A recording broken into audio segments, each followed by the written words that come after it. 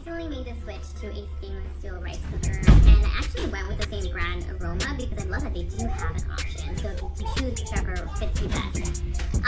So I already am in love with this one, just in the fact that I had to clean it this morning, and I was like, oh my god, that's it, I'm done. I don't have to clean anything out, I don't have to air anything out. So let me explain why, and I'm also going to show you the differences between the cooking in these two, because they are different. You can't expect the same type of cooking experience with this one, because they are different. So starting off with this one, it has a lid, so this is more of a slow cooker style, and this is more of a pressure cooker style. So that's where the cleaning aspect also changes.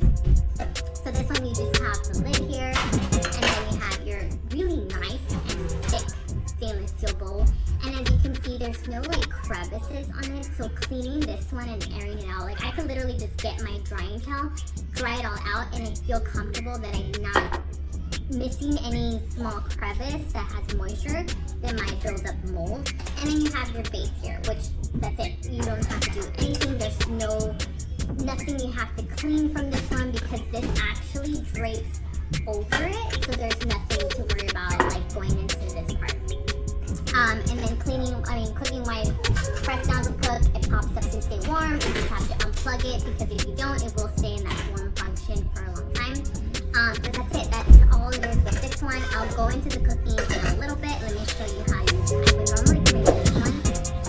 So with this one, because it has so many components, I am always wanting to make sure that it was dry and I would have to let it air dry. Like this part, I could easily dry with a towel, but here since we have this rim and like this like rubber piece, I would have to let this air dry in this position to make sure that it's completely dry. So you have your bowl here, and this is another part that I had, like, it was just frustrating to clean because it has different widths all around, and to try to really clean all that because you'll get like rice residue on top of that. It's very, like you have to get the right brush for it.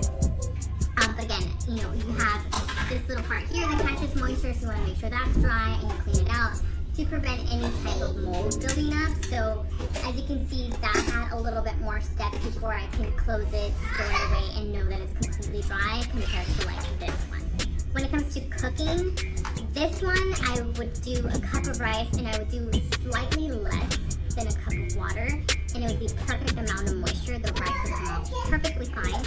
But this one, because it's a different style of cooking, if I put a cup of rice, I have to put minimum of cup of water, maybe just a touch more, to get it to the consistency that we like our rice. So again, everybody's preferences is different, so you can do that, and it has to be, it's a little bit of a learning curve between these two. It's not so just cook and go.